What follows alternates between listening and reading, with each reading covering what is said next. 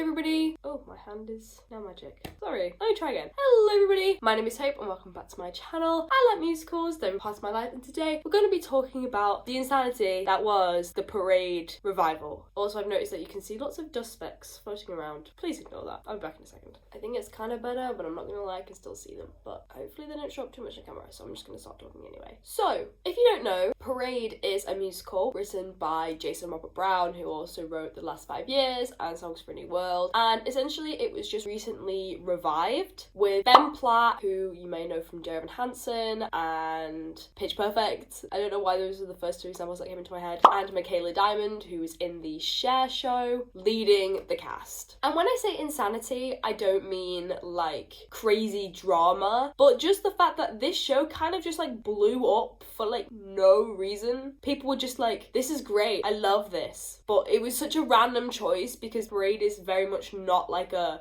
cult classic show like Heathers or Being Witch Hill or anything like that. So I just wanted to talk about the production and like how it became so popular, even though I'm not really sure how, and just kind of like waffle on about it because let's be honest, that's what I do on this channel. So without further ado, let's get into it.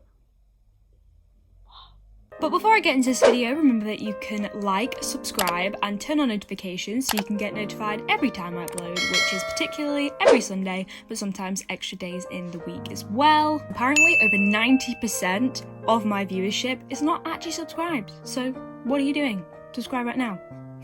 I'm just joking, you don't have to do that. But also remember, you can follow me at all my social medias, which is HopeWilsonX on Instagram, Hope Wilson with 2 N's and an underscore on Twitter, and Hope Wilson45 on TikTok. But with all that, let's get back into the video. If my hair looks different, it's because I did just brush it because I thought it looked too messy on camera. So I'm doing this for you guys. I hope you're proud. But Parade, if you don't know, is a show about anti-Semitism and racism in Georgia. The show is based on a true story about a man called Leo and his wife Lucille. Leo is wrongfully convicted of the murder and assault of a 13-year-old girl. Leo then gets arrested, released, and then is killed by other people outside of prison for this murder, and he is mainly lynched for being Jewish. It is very important to the plot that the characters are Jewish, and surprisingly, which we shouldn't say surprisingly, but surprisingly, Ben Platt and Michaela Diamond, who both play the Jewish characters, are both Jewish in real life. And for a show which is so strongly about anti-Semitism, I feel like that's like a really important thing. As well as this being quite relevant now because Georgia actually elected their first Black and Jewish senators of state for the first time ever.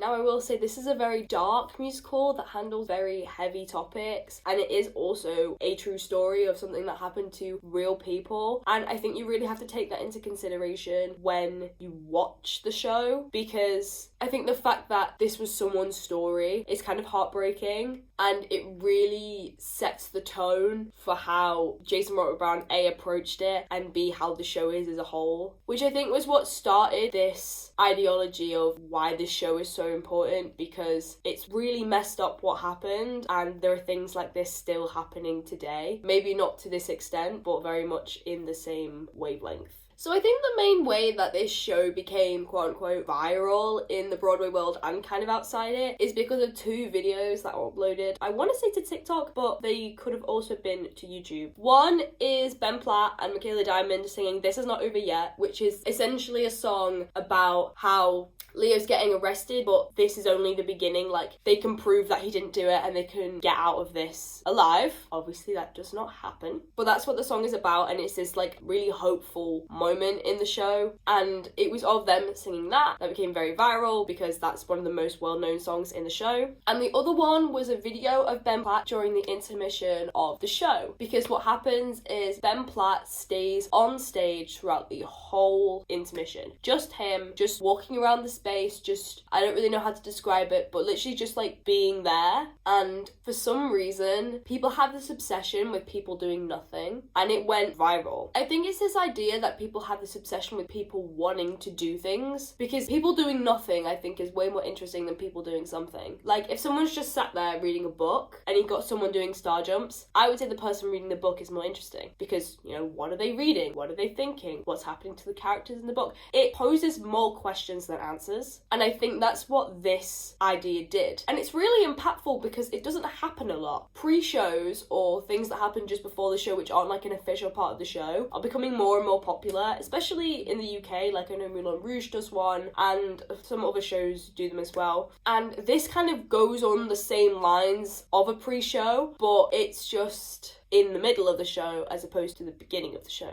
And I think it also teaches us a lot about Leo's character and the way he's thinking at this point in time. And so I just think it's a very interesting thing to do. This production, I think, is just closed at the New York City Centre, and it was directed by Michael Arden, who is a very interesting director to choose. Michael Arden has very unique ways of doing things. He has done a lot of revivals. He did the Once on This Island revival on the Traverse, which is the kind of stage where there's like two people terminology. Anyway, he did the Spring Awakening revival, and he also did the one-man version of A Christmas Carol with Jefferson Mays in it. If you don't know who Jefferson Mays is, he was in A Gentleman's Guide to Love and Murder, where he also played multiple people. He played like 10 people that get killed. And so you can tell that Michael Arden is A, very successful at what he does, and B, kind of has this out-of-the-box thinking in regards to his directing, which I feel like I had to mention. Also, don't know what happened to my voice there. Also, Jason Robert Brown was conducting the production. The man who wrote the show conducted the production, which I think is pretty damn cool. And it obviously shows that he actually cares about this production a lot, because that's a lot of effort, I'll be honest. I also just think that overall, this show doesn't give you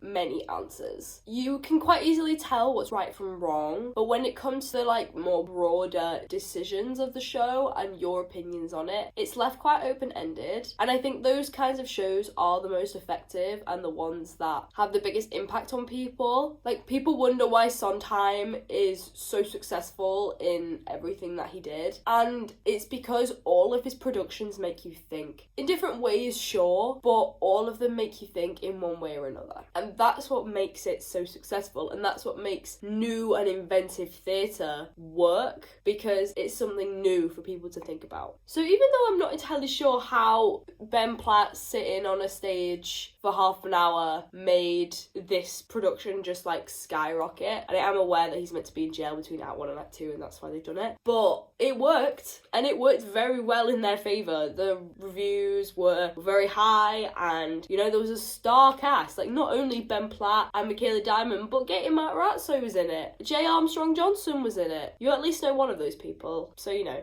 But this production is so interesting, and I think there's a lot to unpack there. I have a feeling it might be getting a Broadway run. I feel like it's one of those shows which is probably due a Broadway revival anyway, and therefore this is just a reason to do it. But I think that's all I have to say. So thank you so much for watching this video. You can like it if you liked it.